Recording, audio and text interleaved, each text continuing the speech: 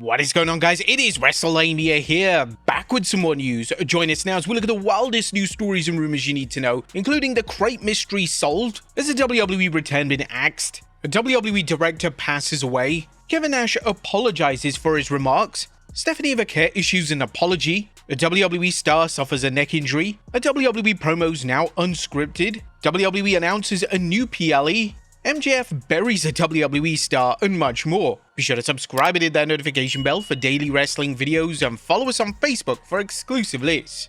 Now let's do the intro and get straight into our first story.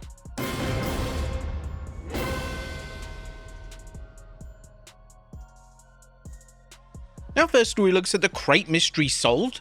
Our top story today looks at WWE's latest mystery involving a mysterious crate, and how it appears that now we know what wrestler is going to be revealed inside the crate next weekend at Elimination Chamber. There was speculation that the man in the crate was going to be revealed to be Chris Jericho, but that doesn't appear to be the case. It's now been reported that the man in the crate is going to be former AEW star Danhausen. This report comes from reputable journalist Andrew Bedala, who had this to say on the matter via X. For those asking, in my opinion, I do not believe that Chris Jericho is the person behind or will be the one in the crate/box that is said to be opened at Elimination Chamber. I could see it being someone who is very nice, very evil.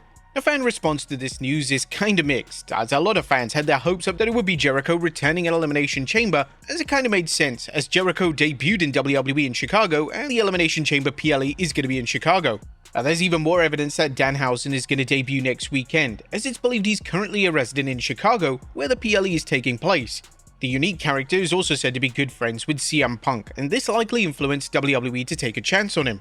It was reported last year that when his contract was expiring, that WWE would make a play to sign him. It looks like they've been successful in doing so. Next up, a WWE return axed. Now, why can't it be Jericho? Speaking of him, all signs now point towards Jericho not returning to WWE, but at least for the time being. The latest report on Jericho comes from Fightful Select, who stated that Jericho is 100% not in the crate and he remains under AEW contract.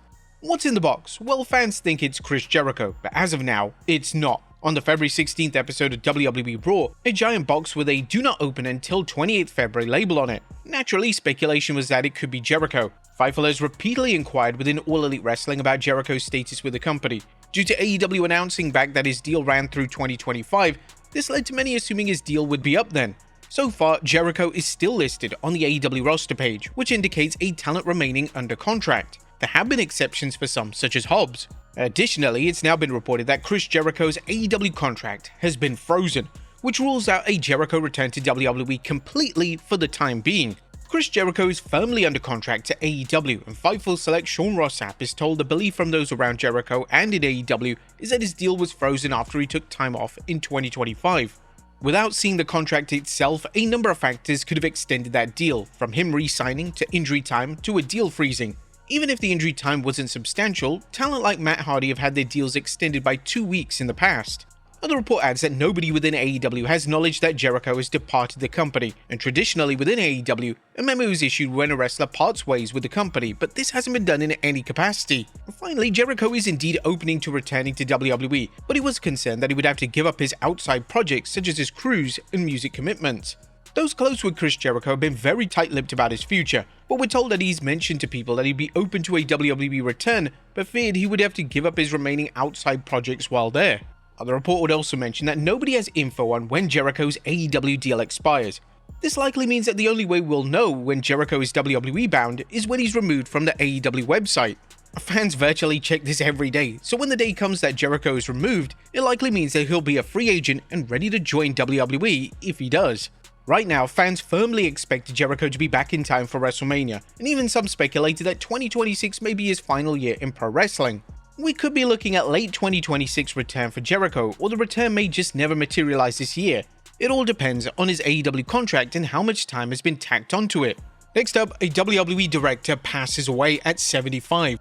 And we're sad to report that Kerwin Selfies, a longtime director behind WWE shows for the past 40 years, has now passed away at the age of 75.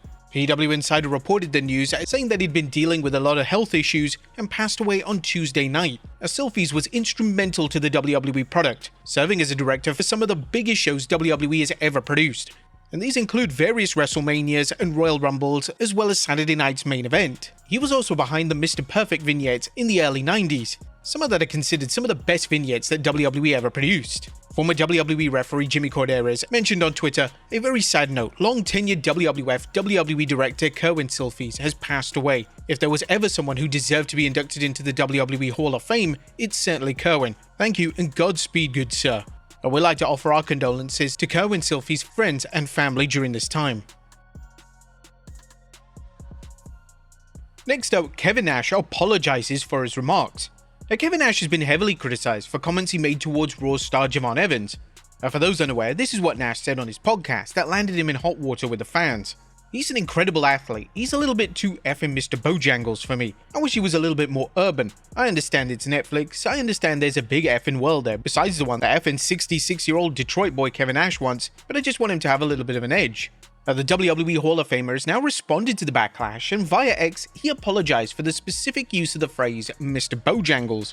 How often have you heard the term Uncle Tom? Most likely it was used in a degrading way, but if you actually read the literature, Uncle Tom was whipped to death for helping free 2 female slaves. I apologize for the use of the term Mr. Bojangles. It was in poor taste and obviously offensive. I just see talent being pushed in a direction that I disagree with. He should be a male version of Sol Ruca, more contemporary than urban. It's funny how I'm usually the only person who pays attention to the development of black talent. Now, based on the comments on the post alone, fans still aren't happy with Nash's stance on the matter, and he appears to be blocking fans left, right and center who have any opinion about it. Next up, a WWE star suffers a neck injury.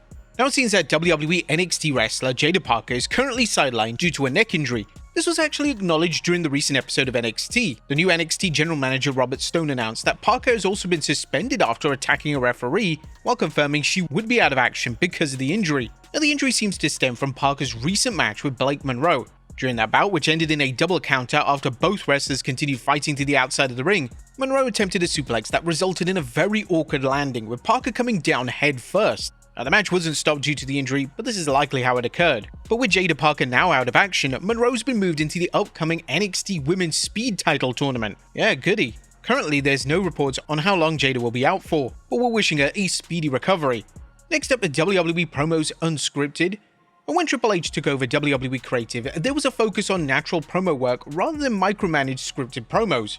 However, according to the latest Fightful Q&A, in 2026 it's rare for any promo in WWE to be unscripted. There's still plenty of corresponding with the talent and writers. Very rarely is something unscripted. We even speculated that some are unscripted on our shows, only for someone to drop an actual verbatim script sheet as it appeared. Writers often work directly with the talent and take feedback. Our promos definitely feel more authentic compared to Vince McMahon's era of WWE, but the very interesting thing is that even top talent aren't usually permitted to deliver an unscripted promo of any kind. Next up, a huge WWE match confirmed. Logan Paul confirmed rumors that WWE are looking to book a match between him and Bad Bunny. Logan Paul confirmed this on his Impulsive podcast yesterday, as he noted that he was working an angle when he was stating that he wasn't interested in watching Bad Bunny's performance at the Super Bowl. In that regard, anytime I'm asked about Bad Bunny, I think that in the back of my mind, to set that up when I'm asked if I'm excited, saying no, one word. Now people are talking about it. However, there's truth to the fact that I'm a 30-year-old man. I'm not excited about any halftime show. I don't care. I didn't even really watch the game that much. I was ripping packs. I'd say 80-20. Yeah, 80 being work, 20% like I don't care if it's Bad Bunny performing or someone else. There are rumors that Logan vs. Bunny is planned for WrestleMania, but this remains to be confirmed by any reputable outlets. Next up, the real reason behind Rusev's WWE return. The former US champion Rusev has finally broken his silence on his WWE return. Rusev spoke to Chris Van Vliet this week, and he revealed the main reason he wanted to return to WWE was because he wanted to mix it up with a stacked roster. I wanted to wrestle, man. I wanted to mix it up with the best. And I know that the roster is stacked clearly. Their roster is really stacked. I don't remember the last time it was this stacked, but I just want to mix it up with everybody. I wanted to wrestle more and more on all these European tours and everything. That's funny because the ironic part is that Rusev is barely being used on TV at the moment, and he's barely wrestling in any capacity. In fact, even including house shows, Rusev has only wrestled about 27 times since his return. Does that sound like a lot to you? The booking of Rusev since he returned has been heavily criticized, and now it appears that WWE are planning on bringing back his Rusev Day persona for his upcoming feud with Obafemi. Rusev has spent a number of weeks performing on the WWE main event program, and this is a show that is usually exclusively reserved for talent that WWE have no idea what to do with. He may have come back to a stacked roster, but he's only wrestled about a handful of them. Next up, MJF buries a WWE star. MJF offered another hilarious post via X yesterday as it took aim at WWE's booking of JC Mateo, aka Jeff Cobb, by asking what happened to him. Remember Jeff Cobb? He was freaking awesome. Missed that guy. And Mateo's booking since signing with WWE has been a very mixed bag to say the very least. At one time he was considered one of the best pure wrestlers working in North America, but he's yet to have a single standout moment on the main roster since his WWE arrival. Some fans state that Mateo was dead on arrival due to the name change, as well as an awkward and underwhelming debut match versus LA Knight. Now, with that being said, when Solo Sikoa's MFT stable eventually disbands, there should be an opportunity for him to spread his wings, and hopefully WWE will let him embark on a singles run so we can actually show the WWE audience what he's made of. Next up, WWE announces a new PLE. That's official, WWE will present a PLE in Italy on May 31st. Triple H confirmed the news today, and WWE will once again be using the Clash in branding for Clash in Italy. The show will take place on Sunday, deviating away from WWE's usual day of Saturday. The month of May is a stacked month for WWE, as we'll present both Backlash and Clash in Italy in the same month. And since they're now going to be in Europe, WWE now has a European tour, and they will be going across Barcelona, Italy, France, Portugal, Spain, and the UK. And finally, WWE Women's World Champion Stephanie Vaquer apologizes. Our final story today looks at Women's World Champion Stephanie Vaquer as a talented star has taken to social media to apologize to fans. During the promo exchange between Vaquer and Liv Morgan, the world champion claimed that pro wrestling doesn't exist in Chile. Naturally, this caused backlash, and Vaquer had now responded and formally apologized to those fans. Today I made a mistake by saying, in Chile, professional wrestling doesn't exist. It does exist, and we have excellent representatives and a tremendous amount of talent. What I meant to say is that it didn't exist at the time I emigrated from my country. Back then, professional wrestling was not developed in Chile. It was a mistake in wording during a live television broadcast. I offer a sincere apology and send a big hug to all Chilean wrestlers who, through effort and dedication, have made professional wrestling in Chile a reality today. My respect and heartfelt apologies. Vaquer has received praise for apologizing as quickly as she did, and it's clear that she didn't mean to offend anyone with her comments. Stephanie Vaquer vs Liv Morgan now appears to be locked in for WrestleMania 42, and there continue to be rumors that they could be looking to deliver a double turn of sorts. This speculation was furthered when Big E, who is the WWE resident babyface correspondent and analyst, stated that Vaquer was incorrect in what she was saying to Morgan, so the signs are definitely being planted for a turn to go down.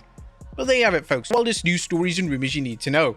Be sure to leave your comments down below, and I'll see you next time with some more wrestling content.